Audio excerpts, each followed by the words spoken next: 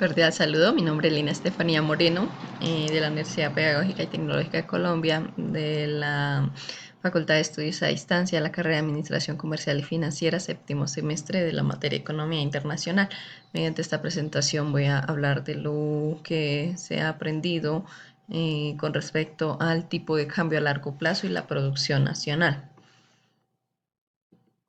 Entonces, se abordarán temas como el tipo de cambio a largo plazo, la producción nacional, en temas como la paridad de poder adquisitivo, las barreras comerciales que existen en el mercado internacional, el cálculo del PIB,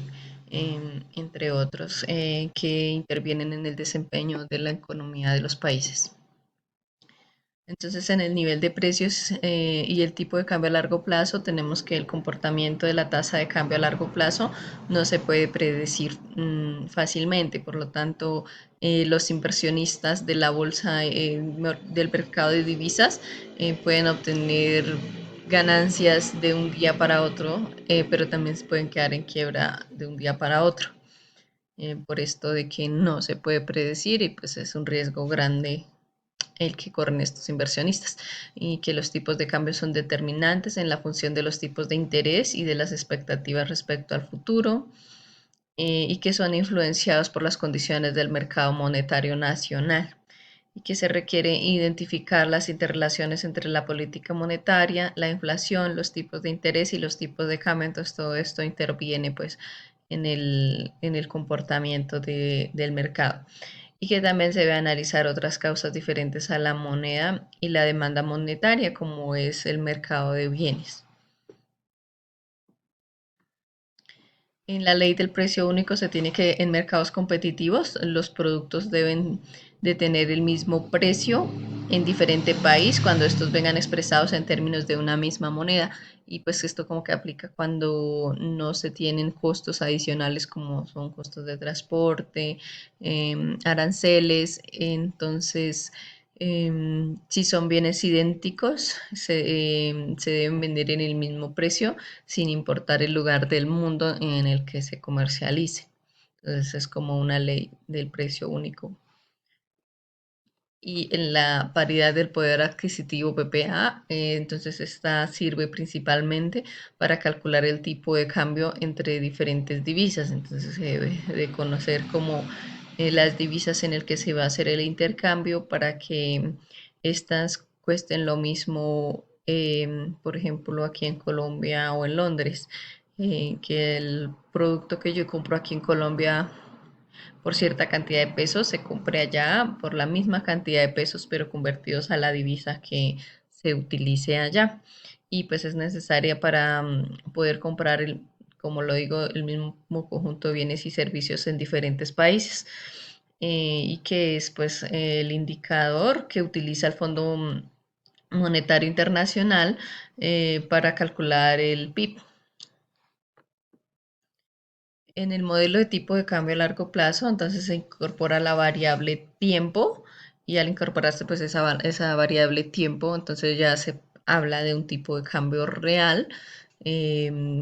pues está teniendo en cuenta como todas esas variables que se presentan a lo largo de un periodo de tiempo entonces, y que su valor a largo plazo es relacionado con factores de índole monetario y pues este tipo de cambio real se define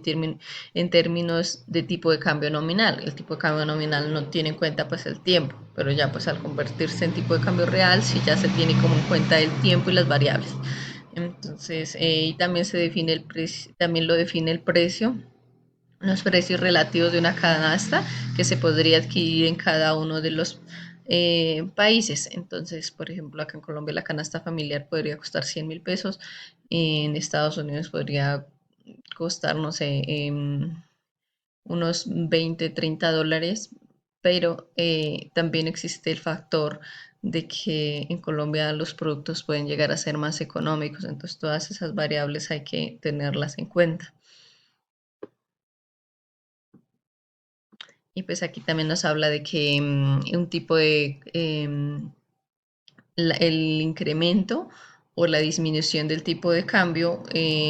por factores no monetarios tienen relación también con el comportamiento de la PPA a largo plazo. En las barreras del comercio y los bienes no comerciables. Entonces estas barreras las utilizan las autoridades económicas de los países para como regular esas relaciones comerciales con el extranjero y en cuanto mayor sean el transporte o aranceles, mayor será el intervalo en el que se podrá mover un tipo de cambio. Entonces lo hacen como para regular esas importaciones y entre más caro cueste traer un producto al país, pues como que mayor va a ser el intervalo en el que se deben de manejar el precio de las divisas para poder equilibrar esa parte del PPA. Entonces, como que cualquier tipo de esa barrera debilita el PPA, ya que esto permite que el poder adquisitivo de la divisa difiera cada vez más en un país u otro. Y en Colombia o en otros países en desarrollo se debe tener un objetivo de analizar los pros y los contras de participar en el comercio internacional. Si bien es muy importante para el desarrollo del país, también se debe tener pues como un cuidado y unos controles para no afectar el comercio interno y los productores. Los principales instrumentos de la política comercial, entonces tenemos como las barreras comerciales arancelarias y las no arancelarias. Las arancelarias, estas barreras son los aranceles, que son los impuestos que se cobran a los extranjeros para ingresar producto, o mejor dicho, a los importadores. Los salvaguardias y derechos, que es como mayores impuestos o para importar determinados productos con el fin de proteger a los productores nacionales. Eh, las cuotas de importación, que es como que las cuotas de importación que depende de la cantidad de producto que se importe, se le cobra el, el impuesto. Las licencias de importación, que pues son ciertos permisos que se deben de sacar para poder importar. Las restricciones voluntarias que se dan cuando pues un producto no es bueno como que sea importado, pero pues lo importaron empresas las cuales tienen un vínculo comercial fuerte con el país o son aliados, entonces se llega como voluntariamente a acuerdos para que no sea como tan alta esa importación. Y los porcentajes de contenido local en donde se busca incentivar pues a los productores nacionales y que todos esos productos tengan una pequeña cuota de producción nacional y los permisos sanitarios y normas técnicas que pues finalmente no son creados como barreras arancelarias, pero que finalmente se utilizan para eso. La producción nacional, entonces la producción total de una economía se mide entonces a través del PIB, del Producto Interno Bruto, y que para su cálculo se contabilizan los bienes y servicios ya que estén dentro de las fronteras del país y que ya estén terminados y que se realizan generalmente a términos de un año. Y que existe el PIB nominal en el cual se mide el valor de la producción en un periodo de tiempo calculando a precio corriente. Pero el real, que tiene en cuenta las variaciones reales que experimenta la producción en los diferentes momentos del año, entonces es como más factible. Y que el PIB es el principal indicador para evaluar el desempeño de la economía. Entonces aquí tenemos la ecuación de la demanda agregada, que es como el monto de dinero que los compradores piensan gastar adquiriendo bienes y servicios. Y es como equivalente en dinero a todos los bienes y servicios demandados por la sociedad en su conjunto. Entonces tenemos que para la demanda agregada es el consumo más la inversión más el gasto público y más las exportaciones netas.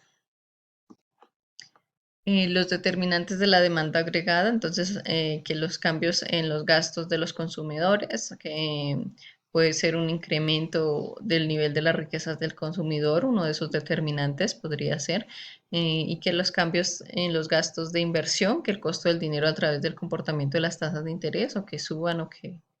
bajen, los cambios en los gastos del gobierno, que haya un incremento, una disminución del gasto público y los cambios en los gastos de exportaciones netas, que haya un incremento y una disminución en esas exportaciones. Los determinantes de la producción nacional a corto plazo, entonces como que se dan en los cambios de la productividad, cuando se baja la productividad por costos o esto, o cuando sube porque hay como abundancia. Entonces también en el cambio de los costos de los factores productivos, insumos de la producción. Entonces, ahí como que cuando los costos se incrementan por factores productivos o de tiempo o que los insumos de producción, entonces esos son los determinantes de la producción nacional a corto plazo. También la cuestión de la seguridad jurídica con las leyes y todo eso. Que hayan de pronto nuevos impuestos y eso es un determinante. Y en las políticas macroeconómicas se tiene que quienes toman la decisión en estas políticas para el control es el Banco de la República, que es quien controla la moneda, y el gobierno del país. Entonces, el Banco de la República es quien decide pues la emisión del dinero, eh, de pronto el control sobre la emisión del dinero. Tiene el Banco de la República es quien controla que tanto dinero va a emitir con el fin de que se mantenga como la moneda estable, el peso. Entonces,